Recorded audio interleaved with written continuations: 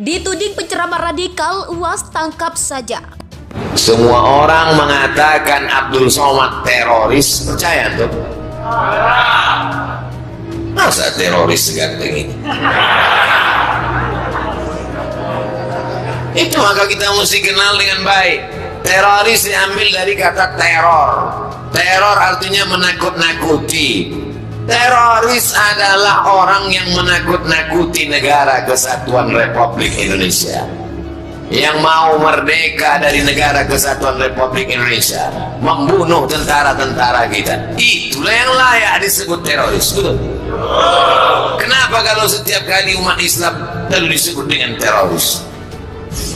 Kenapa tidak disebut sebagai penjahat? Kenapa tidak disebut sebagai pengacau keamanan, ketentraman, keselamatan, dan lain sebagainya? Kita tinggal di negara demokrasi. Kalau ada di negara demokrasi ada oposisi, itu memang sepaket. Yang namanya negara demokrasi pasti ada oposisi. Makanya partai itu tidak searah semuanya. Dan dalam Islam pula ada namanya amar ma'ruf nahi mungkar. Jangan hanya karena berbeda pendapat lalu orang dituduh sebagai teroris.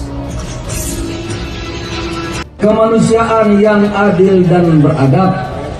Oleh karena itu, kalau terjadi kejahatan terhadap kemanusiaan dimanapun berada, harus kita tentang. Betul?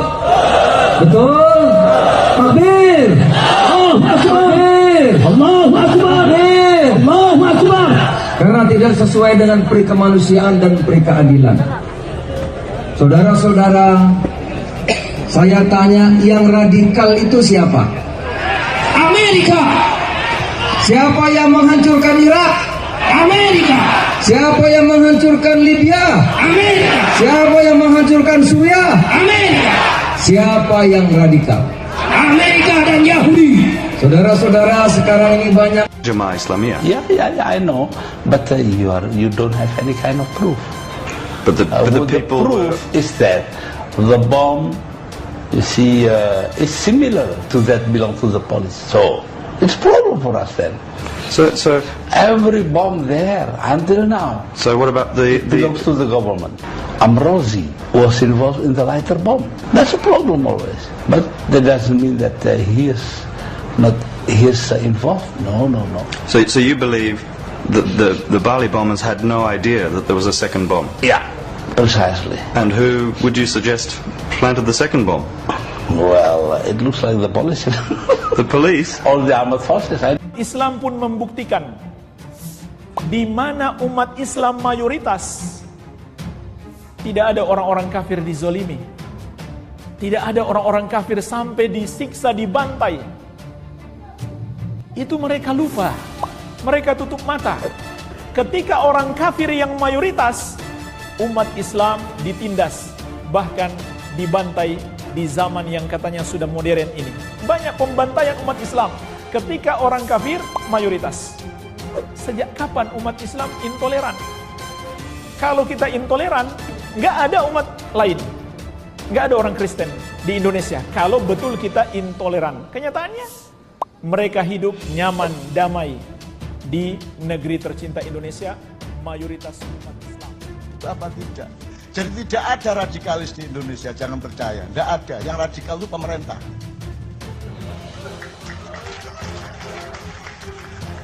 Begitu kamu bilang radikal, kamu sendiri radikal, maka kamu merasa dia radikal karena kamu sendiri radikal. Betul enggak?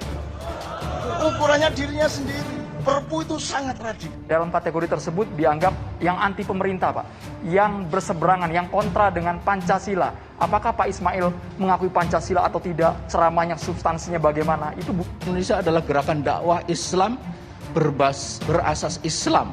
Karena dia dakwah Islam, pasti asasnya Islam, kan gitu. Di dalam negara kesatuan Republik Indonesia yang berdasarkan Pancasila dan Undang-Undang Dasar 1945 itu tersebut di dalam. Artinya personal Anda seorang Ismail Yusanto? Iya, ini sudah jelas. Tidak anti Pancasila ya? Pandangannya sudah sangat jelas gitu loh, kayak gitu. Nah karena itu, dan ini ada sejak 2014 ketika Undang-Undang Ormas itu terbit, gitu. Baru kemudian dipersoalkan belakangan. Padahal secara substansi kita melihat bahwa tidak ada hal yang bisa disebut sebagai yang dikatakan di dalam Undang-Undang Ormas itu paham yang bertentangan Pancasila. Karena paham yang bertentangan dengan Pancasila di sana itu diartikan sebagai paham Marxisme, Leninisme, kemudian komunisme. Dulu ada sosialisme, tapi kan kemudian dihapus. Gitu. Bukti bahwa ini semua adalah kepentingan politik. Undang-undang Ormas yang sedemikian rupa itu kemudian dirubah menjadi Perpu, melalui Perpu, dan dari situlah kemudian masuk kepentingan politik untuk tujuan membubarkan HTI. Jadi jelas sekali bahwa itu kategori politik, bukan kategori agama. Nah, ketika kategori politik dipakai untuk menilai kegiatan agama, pasti dia bermasalah. Itu mestinya kegiatan agama itu dinilai dengan kategori agama.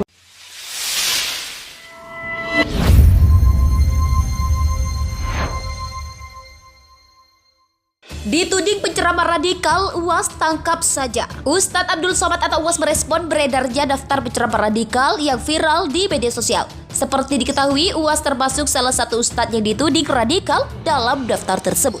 Ini perlu diklarifikasi resmi atau tidak, dibuatlah hendaknya definisi apa dan siapa yang radikal itu. Orang yang termasuk kategori radikal penuhi syarat atau tidak. Kalau tidak itu iklan gratis, masyarakat yang nggak tahu awalnya malah cari-cari. Apalagi bila daftar penceramah dikeluarkan sebelum Ramadan. Kata penceramah asal Pekanbaru itu dikutip dari Hops ID, jaringan suara.com pada Rabu 9 Maret. Menurut UAS tidak ada yang radikal dari nama-nama ustadz yang beredar. Sampai hari ini belum pernah menemukan yang tolak dasar negara Pancasila. Kalau ada yang terbukti demikian, ya tangkap saja, karena itu kan jadi fitnah, katanya. UAS mengingatkan kepada publik untuk cerdas merespon informasi yang beredar, jangan sampai merespon informasi dengan mata rabun. Dengan kata lain, menelan bulat-bulat tanpa mengecek kebenarannya. Apa tidak? Jadi tidak ada radikalis di Indonesia, jangan percaya. Tidak ada, yang radikal itu pemerintah.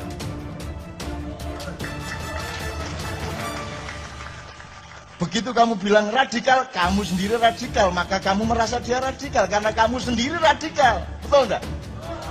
Ukurannya dirinya sendiri. Perpu itu sangat radikal. Dalam kategori tersebut dianggap yang anti pemerintah, Pak, yang berseberangan, yang kontra dengan Pancasila. Apakah Pak Ismail mengakui Pancasila atau tidak? Ceramahnya, substansinya bagaimana? Itu Indonesia adalah gerakan dakwah Islam berasas Islam.